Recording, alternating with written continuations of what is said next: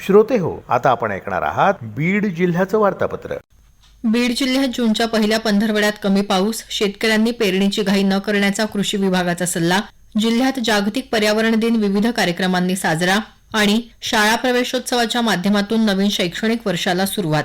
या आणि इतर घडामोडींविषयी आमचे वार्ताहर रवी उभाळे यांनी पाठवलेली ही माहिती। बीड जिल्ह्यात सध्या खंडित आणि हलक्या स्वरूपाचा पाऊस होत असल्यानं शेतकऱ्यांनी पेरणीची घाई करू नये असा सल्ला कृषी विभागानं दिला आहे। जिल्ह्यात खरीप हंगामाच्या पार्श्वभूमीवर शेतकऱ्यांना बियाणे, खते आणि इतर कृषी निविष्ठा मुबलक आणि गुणवत्तापूर्ण उपलब्ध करून देण्यासाठी प्रशासनानं चोख नियोजन करावं, तसंच जिल्ह्यात कृषी निविष्ठांची कृत्रिम टंचाई निर्माण करणाऱ्यांवर कारवाई करावी असे निर्देश जिल्हाधिकारी विवेक जॉन्सन यांनी दिले। जिल्ह्यात 7 जून ते 16 जून दरम्यान 11 तालुक्यांमध्ये एकूण 53.4 मिलीमीटर पाऊस झाला। जिल्ह्यात सद्यस्थितीला एकूण 143 प्रकल्पांपैकी 12 प्रकल्प कोरडे आहेत। गेवराई तालुक्यातल्या गोदावरी नदीकाठावरील ग्रामस्थांना पिण्याच्या पाण्याची टंचाई लक्षात घेऊन आमदार विजयसिंह पंडित यांनी जायकवाडी प्रकल्पातून गोदावरी नदीपात्रात पाणी सोडण्यासाठी केलेल्या पाठपुराव्याला यश आलं आहे।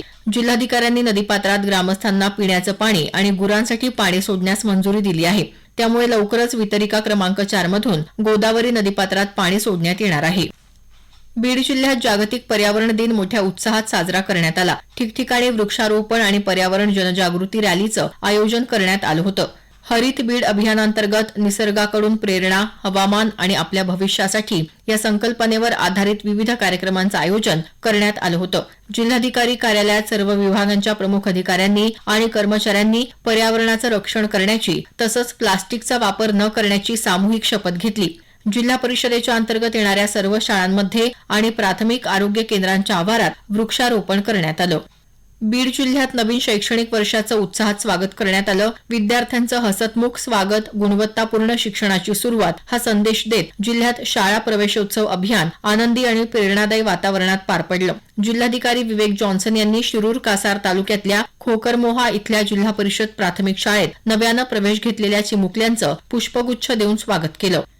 जिल्हाधिकारी जॉन्सन यांनी परळीत वैजनाथ तालुक्याचा दौरा करून विविध शासकीय योजनांची अंमलबजावणी, जनगणना कामकाज, महसूल प्रशासन तसंच ग्रामीण भागातल्या नागरिकांच्या समस्या यांचा सविस्तर आढावा घेतला। यावेळी सोयाबीन बियाण्यांचं वाटप तसंच विविध बचत गटांना सुमारे 43 लाख रुपयांच्या कर्ज वितरण आदेशांचं वाटप करण्यात आलं।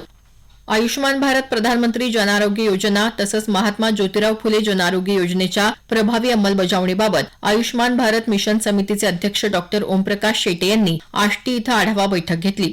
या दोन्ही योजनांची प्रभावी अंमलबजावणी, नागरिकांना उपचार घेताना येणाऱ्या अडचणी, आयुष्मान कार्डचा आढावा तसंच शासनाच्या आरोग्य योजनांचा लाभ अधिकाधिक नागरिकांपर्यंत पोहोचवण्यासंदर्भात यावेळी सविस्तर चर्चा करण्यात आली। बीड इथं राष्ट्रीय सेवा योजना विभागाच्या वतीनं नेत्रदान श्रेष्ठदान या विषयावर जनजागृती व्याख्यान पार पडलं।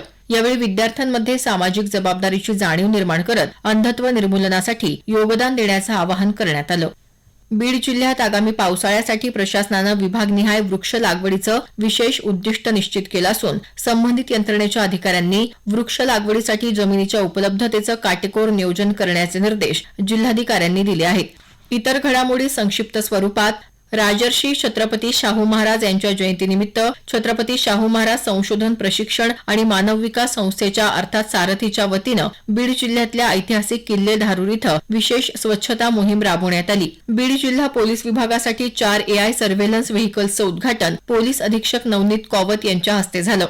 माजलगाव, पाटोदा आणि शिरूर कासार तालुक्यात अन्न आणि औषध प्रशासन विभागानं धाडी टाकून लसीचा साठा नष्ट केला तर रिफाईन सोयाबीन तेलाचा साठा जप्त केला। बीड तालुक्यातल्या हिंगणी खुर्द इथल्या अनेक वर्षांपासून प्रलंबित असलेला पाणंद रस्ता अतिक्रमण हटवून मोकळा करण्याचे आदेश तहसीलदारांनी जारी केले। राजमाता पुण्यश्लोक अहिल्यादेवी होळकर यांच्या जयंतीनिमित्त बीड शहर आणि ग्रामीण भागात विविध सामाजिक संघटनांच्या वतीनं अहिल्यादेवींच्या पुतळ्यास पुष्पहार अर्पण करून अभिवादन करण्यात आलं। स्वातंत्र्यवीर विनायक दामोदर सावरकर यांच्या जयंतीनिमित्त जिल्ह्यातल्या विविध शैक्षणिक संस्था आणि संघटनांनी अभिवादन केलं। माजलगाव तालुक्यातल्या श्री क्षेत्र पुरुषोत्तमपुरी इथं अधिक मासानिमित्त लाखो भाविकांनी भगवान पुरुषोत्तमाचं दर्शन घेतलं। महिनाभर चाललेल्या या यात्रेत दररोज अन्नदान, भजन आणि कीर्तनाचे कार्यक्रम पार पडले।